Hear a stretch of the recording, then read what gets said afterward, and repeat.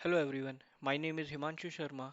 I'm a full stack developer having working experience on Java and JavaScript projects. In this video, I will show you how you can set up a config server to manage configurations of your different microservices using Spring Cloud. To get an overview of Spring Cloud, let's visit Spring website. Over here, it's mentioned Spring Cloud provides tools for developers to quickly build some of the common patterns in distributed systems like configuration management, service discovery, circuit breakers, intelligent routing, and the list goes on. Today, we will be focusing on configuration management, and for this, we will be working on Spring Cloud Config. Let's open this one. So basically, in Spring Cloud Config, we will set up a Spring Cloud Config server and a microservice with Spring Cloud Config client capabilities so that that service can fetch their configuration information from the config server. To begin with, let's start and navigate to Spring Initializer website. Over here, we will select a Gradle project. Java version will be 17 and define the group ID, and for the artifact, let's say config server, and in the dependencies, we will select config server, and make sure you select the config server for this one and not the config client. So let's select a config server, and that's all the dependency I need for a config server. Let's click on generate.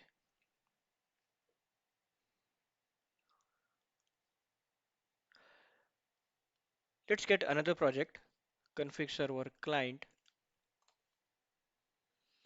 and for this also I will keep all the options same, and instead of config server I will select config client, and let's add a web dependency considering it will be our service having some kind of REST endpoints, and let's generate.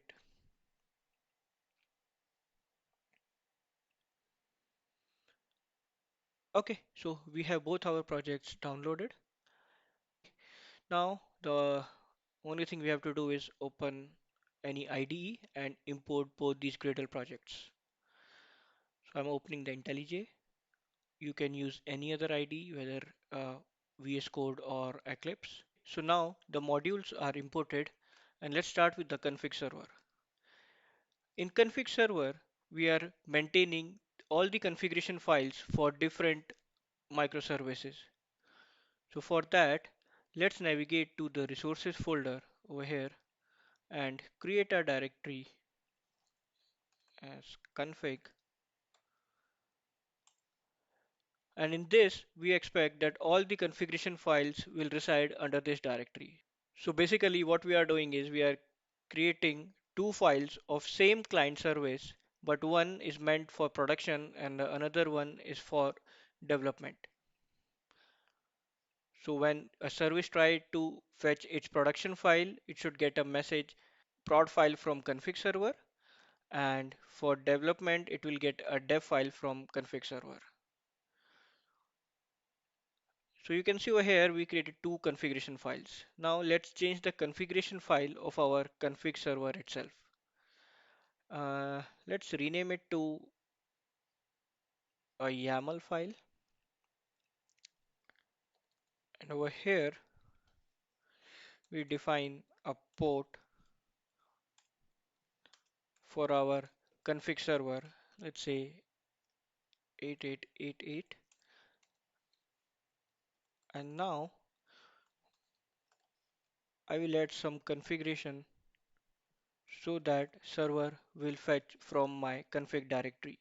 So I have added this configuration in my application YAML for config server because I want this server to fetch the configuration information from this directory which is in my class path, and these are the configurations required because it's kind of a native approach of fetching the information from a location inside a class path. There are other approaches also where you can configure a Git repository and putting all your configuration files in a Git repository. But here in this demo, I'm going with a class path approach. Okay, so now I need to enable my server as a config server, and for that I need to add an annotation enable config server. Okay, so it seems the SDK needs to be updated, and yep, I think we are good with that. Let's try now enable config server, and that's it.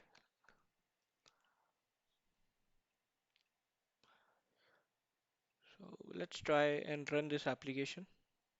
So our application is started. Let's open a terminal and put a command to test it out.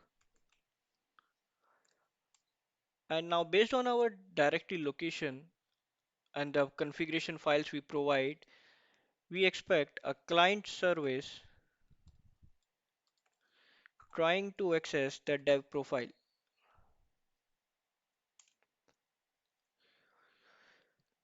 So here you can see you get a JSON message where saying that the name is client service, the profiles is dev, and on the last you see a source where message dev file from config server. So this message object, this source object contains all the configuration data which we provided in this file. So here you can see the file location also. Similarly, we can test out for prod, and there we go. So it seems our config server setup is fine. Let's move back and now try to set up our client. Let's open the configuration file of our client, this one, application.properties, and again let's refactor it to a YAML file.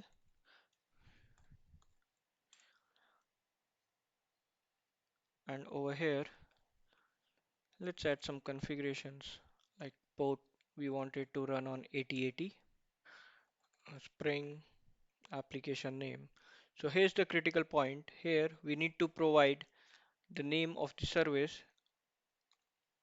client service, and whatever the name is, accordingly the file mapping happens. So if you can see over here in the config folder, client service -dev is expected to be an app with a client service name trying to access its dev profile.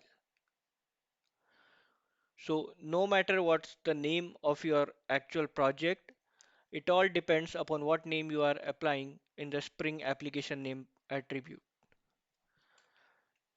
Now let's add the profiles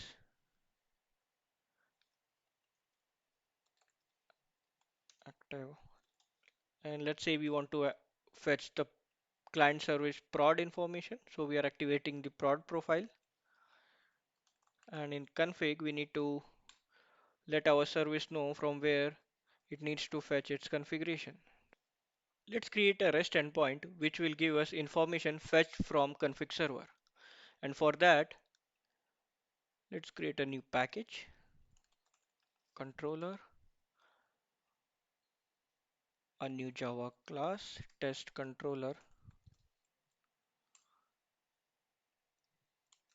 And now you are getting an idea why I included web dependency while creating this project. So here I created a message variable which will contain MSG configuration information and a method which will return that information whenever a user hit on get message using get mapping. Let's start our application, and here you can see fetching config from server, and this is the path of our config server, and it started now. So let's open a terminal and try to hit this new endpoint which is located on 8080, and here if we can just see the path, it's get message.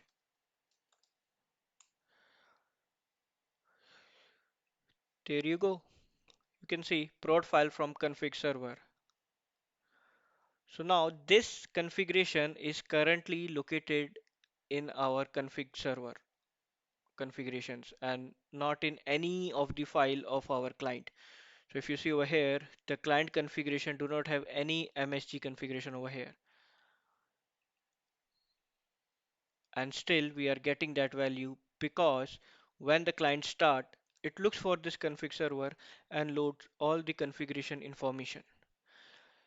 Now, what will happen if my config server is down? Let me shut down the config server.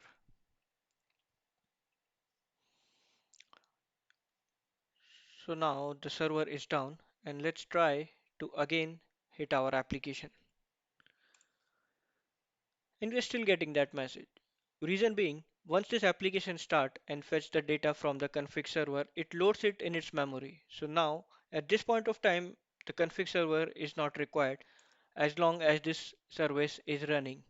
But if I restart this service, let's see what will happen. So let me restart this client application. Let's see what happened. So it tries to connect to the config server, but it's getting connection timeout exception because the server is not running. And due to that, our bean injection failed for MSG value because it's a configuration expected to be injected in this variable, but it was not happening because there was no MSG configuration in our local service. It only present in our configuration server. And since the service is not able to connect to the configuration server, we are getting this exception. That's all in this video. If you have any suggestions or feedback, let me know in the comment section. Thank you everyone. Thanks for watching.